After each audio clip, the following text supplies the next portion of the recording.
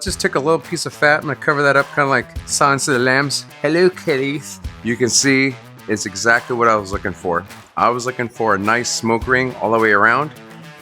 And hey, this is Tony from the Colorado Barbecue Boys. Well, we just got the Weber Searwood 600 XL set together, broken in. And today we're gonna try it out. We're gonna do some ribs, a brisket, and some chicken and see how it works and see if it compares to our last set. So we got some ribs here. Everybody knows take off the membrane. Really easy to do. You kind of take a butter knife right here, go right over the bone, kind of lift that up. Lift up that membrane. And that membrane doesn't have any fats, not any flavor. It's nothing really great. And what it does, it also doesn't allow you to put any smoke into your meat. So you really want to take that off. A lot of people have different opinions about it. Some people say it steams it. I don't know. I thought that was kind of funny. I'd rather have flavor than steam. I guess I don't know if I steam my ribs. I'm going to smoke my ribs. And if I want steam ribs, I put them in a steamer, I guess. But, you know, everyone's different. That's great. But that was on a barbecue show. And I was like, well, that's not really barbecue, but it is what it is. Bless their heart. So I take these off. If it tears, the best friend that you have is going to be a paper towel. Grab it because it's a little slimy and slippery. Grab a paper towel, pull it right in the middle, and then just pull it right off. And there you go. Pretty simple, easy peasy. We'll do another one here. Kind of go right, take this one rack right here. Again, start in the middle. Start in the middle, get right underneath it. You're not going to tear or break it with a butter knife.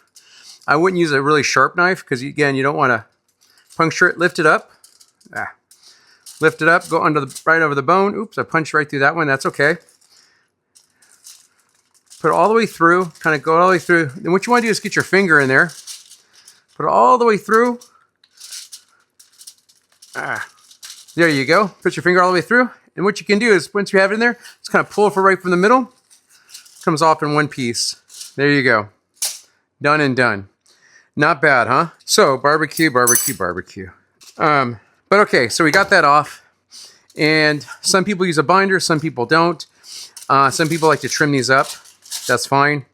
I like to start with the bottom first, but I think for this one right here, so I'm going to try different things. So I always made fun of people who use Meat Church. Meat Church is a company in Texas near Waxahachie, and you know, they make spice, but they don't really compete. They don't really do a lot of stuff. They probably cook now, but they didn't start off that way, winning competitions. They just had a great name, a good marketing, holy cow, Meat Church, things like that. But people swear by it. This guy right here, Kansas City Championship Barbecue Rub, Three Little Pigs. This guy's a 9-time world champion barbecue. This guy's a big name here in Kansas City, so I'm going to try his over Meat Church. But Meat Church, you know, has God in there. And then, of course, Goldie's. We all know Goldie's from Texas. They ranked in the 50 top barbecue places. They ranked number 2. I think who got number 1 or number 3, not my thing. Because I like Goldie's because Goldie's is true barbecue beef. A lot of barbecue places trying to do more infusions, things like that, like pastor ribs and things like that. They're not bad. It's just not for me. I like real barbecue, beef, pork, things like that. But anyhow, Goldie's has a Texas monthly all-purpose rub. They have one for brisket too, which I'm going to do that here in a little bit. But I usually use salt and pepper on my brisket. But you know what? Dang, Goldie's kind of turned me on to a little bit more. So anyhow. So now I'm using Easy Bake. Now I'm using Meat Church. And I think when it comes to pork, I like to use rubs. When it comes to beef, I like to use salt and pepper. However, Goldie's mixes that up. And so I'm still thinking about that. I'll see what's going on, but I probably will do a Goldie's. But I'm going to use a binder on this and put it together, a little mustard binder. Because I think that vinegar goes really well with the pork, kind of breaks that down. And again, it kind of holds it all together. All right, let's put that mustard on. Don't get cheap on this mustard, kind of go up and down. I like to start with the bottoms first, then finish on the tops, I guess. And that way it doesn't get all messed up. But anyhow, just put a coating all the way around, liberal coating all the way around. Again, you're just making a binder. Doing that. All the way, even the sides. Again, putting these things together. Great. Kind of keep one hand clean, one hand dirty. So I have to touch things. Open up the faucet, not cross-contaminating, things like that. I like to use foil here. So easy cleanup. Again, most of my rubs that you do kind of spread on generously here. Go up high so you get an even distribution. Some might spill over to the other. that's fine, but the majority is going to be out here right on the rib. So to do that, kind of get closer in, but back here away from the other ribs, doing distribution. We're going to flip that over, do the other side, and we're going to put these on the smoker here for a few hours. And I use the lower temperature on the pellet smoker so it has more smoke, because I really want to just pump this full of smoke first, get a nice smoke ring, get that nice smoke flavor. Again, this is why I sold my Rectech, because it wasn't doing it. There you go, and look at that. Again, I got to start with the bottom first, and I should have done that because then the top doesn't get all messed up. Okay, cool. There we go, we got that. Okay, middle one, we'll go with the Goldies because this happens to be right here closest to me. Kind of shake that up. Start with the bottom. Oh, I like that one. That has a lot of thick pepper, things like that. You can really tell this is going to be nice. I like Goldies. I like the people there. People are very friendly. They talk. Okay, last one here. We're going to do Holy Cow. This is what everyone, meat church people. Oh, look at that. That's got some really, really thick pieces here. And really good. I actually tried this on my finger, and it tasted really good. And so you can use this on beef and everything. I can also see this on beef because of this, the big chunks of pepper, things like that, and spices. Got a little bit right there. There you go. We're going to try them out on this new Searwood smoker. We're going to do that with a brisket. That's coming up next. We're going to let these sit here, kind of let them meld in there, and we'll put everything on at the same time. And I got some chicken too. This chicken I'm actually going to smoke with something else, and then I actually might make a soup out of that, and that's going to turn out great. All right, here we go.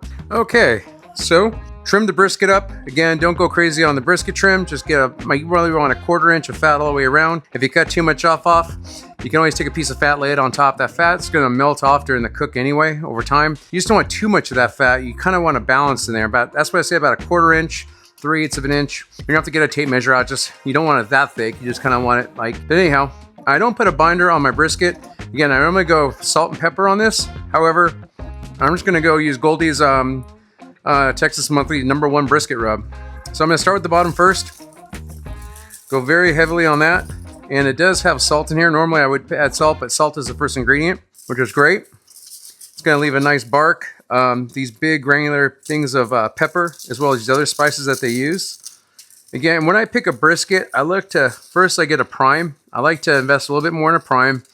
It's a little bit more forgiving. If you get a Wagyu, great, you don't have to get an A5. You know, the more marbling you get, the more forgiving it is. But, you know, you don't have to spend a lot of money on a piece of brisket. Remember, this was dog food way back when, and they used to throw these things out. All right, we're done. All right, so we're done with that. I'm going to fold this up right here. There is some meat exposed. Again, I just want this to be the point up here. There's some kind of meat right there. I don't want that to go bad, so I just took a little piece of fat. I'm going to cover that up kind of like Silence of the Lambs. Hello, kitties. But just kind of put some fat over that and put some fat right over here on this piece right there. That's going to go over well.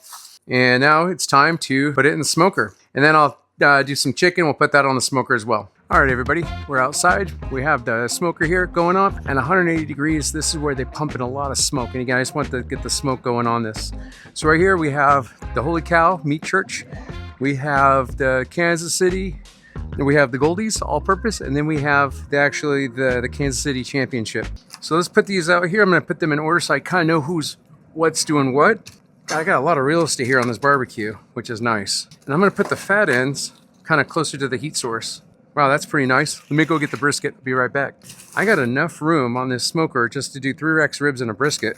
Look at that. I don't have to move everything around. And I got room to put my chicken up on top when I get to that point. All right. Okay, so now we're just going to add some chicken. They say the hardest thing to cook is brisket. And then, you know, other things. I think the hardest thing to cook is brisket and chicken. You may not agree with me, but I guarantee you, I challenge you to smoke a chicken all the way through on an offset smoker, on an offset, not an easy bake, and then try to make that skin edible and not chewy, and make it really good and cooked all the way through, but not dry. If you can do that, you can cook a brisket. Let's let this go for a while. In 180, let's pump in a lot of smoke. I really want to get a nice smoke ring, get some good smoke on that, and then go from there. So I took the ribs over, I tried them myself, and it was easily done. Everyone loved #1 and 3. The Holy Cow did pretty good, and that Kansas City was probably my favorite right there. So if you're gonna try a rub on ribs, this is the one I go to. This wasn't bad. I did do a mix between these two to try out that rub, what that would taste like, and that was actually pretty good too. So if you really wanted to, if you have a couple rubs, mix them together and try it and take the best of both worlds. Sorry, Goldies, didn't do well on pork rub. You can see it's exactly what I was looking for. I was looking for a nice smoke ring all the way around, and I was looking for a nice smoke penetration.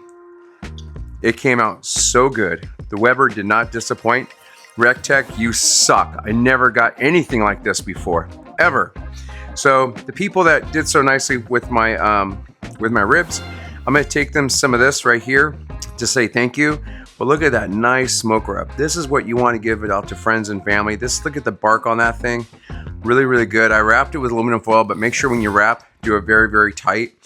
Didn't lose a lot of juice. It was a prime. I got the lean over here, looks really lean, but look at that fatty stuff right here. The point looks really, really good. But yeah, so, and I took a bite of this too. Oh my God. Usually when you're done, when you're cooking, you don't want to eat because you're just tired of cooking. I can't stop eating this one. So Weber, thank you so much. You did well. RecTech, you suck. Go die. Or come back with a better smoker because you're not doing it. And anybody who wants to get looking at a pellet grill, this is why you buy a Weber right here. The Traeger, nope. The Weber, yes. And your friends and family will think you're a rock star. Again, I like using an offset with wood, but I just want to try a pellet, and you know what? It was just as good as an offset. I wouldn't say better, but just as good. Anyhow, everybody, thank you for following me all the way through and from start to finish on how to put the Weber together, how to break it in, as well as our first cook. And this is my first cook, my first brisket, and the ribs came out amazing. Have a great day, everybody. Let's get cooking. Bye. Let's make it happen.